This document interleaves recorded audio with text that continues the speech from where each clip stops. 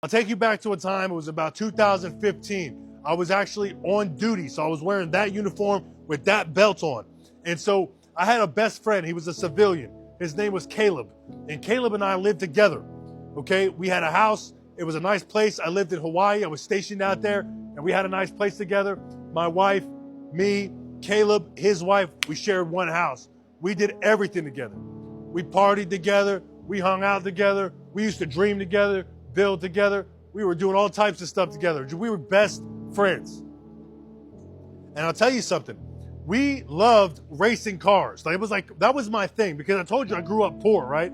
And so when I joined the Marine Corps and I started getting that first and 15th paycheck, I started realizing I can start affording things now. So I'm gonna get myself a nice little car.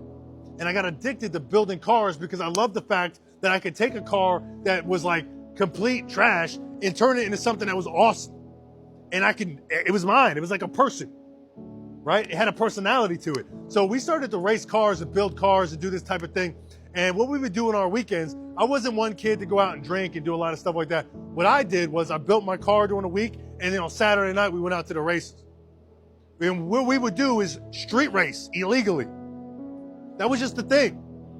And I was a Marine, breaking the law every single weekend.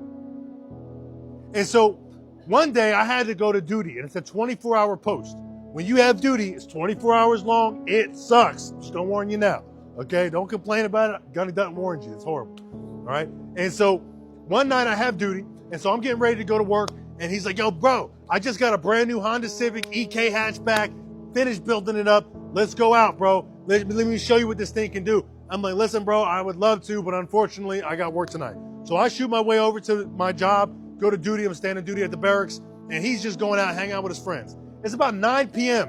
where I'm on duty, and I get a call from an individual named Kaylin. And Kaylin calls me. He was another friend of mine. And he says, hey, listen, Max, you got to get over to Queens Medical Center right now, because we just got, Caleb just got in a horrible car accident. Like, you got to get there ASAP. I find a first Lance Corporal that walks past me. I put him on duty all of a sudden. Hey, we're changing over, right? Quitting my post, I'm properly relieved. Go ahead and throw in your camis. I shot down in the medical center, and I beat the hospital. I beat Caleb to the hospital. He comes in through the crash cart. Ambulance comes in. Arms are ripped off shreds. Legs hanging by threads on the crash cart. I'm telling you, it was graphic.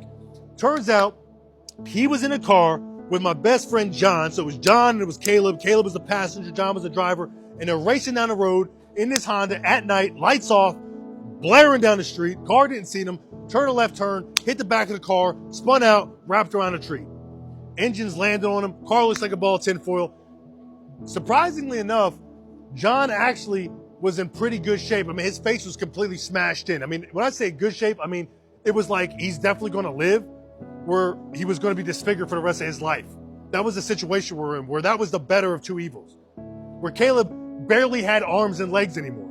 The engine crushed his sternum, destroying his chest, his pelvis, spading his body. And so the doctors and nurses, there were so many of them, that they actually had me and Caleb's dad go into the hospital room, in the emergency room, and we had to help pump the bag because the machine, the ventilator, was not pumping strong enough. So we had to manually do it, but there weren't enough hands to stop the bleeding and to start the breathing and to treat for shock.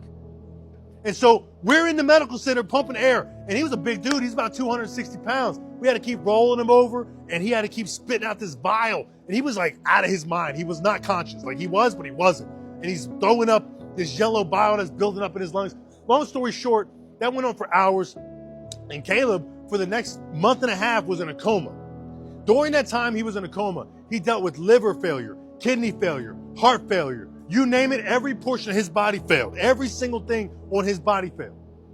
But after about a month and a half, he actually woke up from a coma.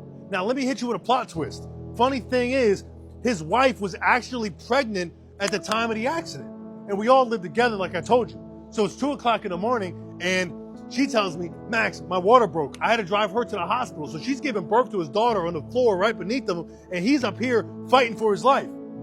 About a month later, the baby comes out the NICU. Caleb had already woken up from a coma, and he was able to hold his baby daughter for the first time.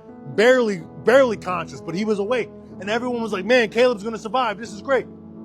But he had this problem because I told you his arms and legs were so badly damaged. He kept getting these infections. And these infections were so serious that they gave him every antibiotic that exists known to man. I want you to think about being a parent and having your kid have an infection that's so aggressive, so dangerous, so violent that there's not an antibiotic that exists that can solve it.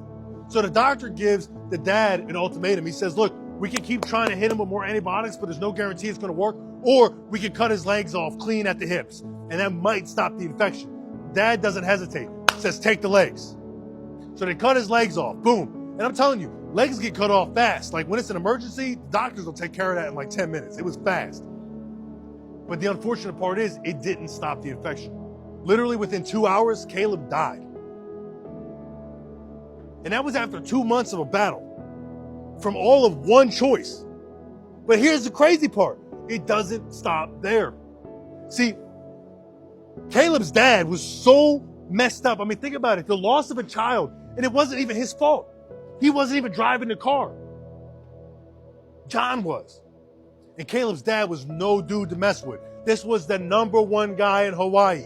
I'm talking, this dude he was in charge of the plumbing, the electrical, the termites. Like this dude had multiple companies, the biggest nightclub in Hawaii. But the crazy part is he was actually a mafia boss.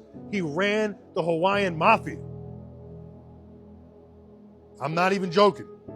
And so what he did was he actually had John, the driver of the car, secretly murdered and killed him.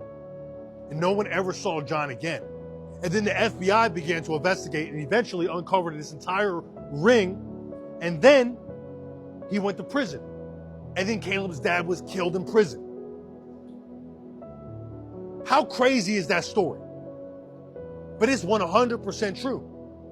And the craziest part about it is, had I not had duty that night, I would have been in the back of that car. For sure. And that one choice that Caleb made changed not only the direction of his life by ending it, but it also killed 2 other people. Secondary and tertiary decisions from one decision.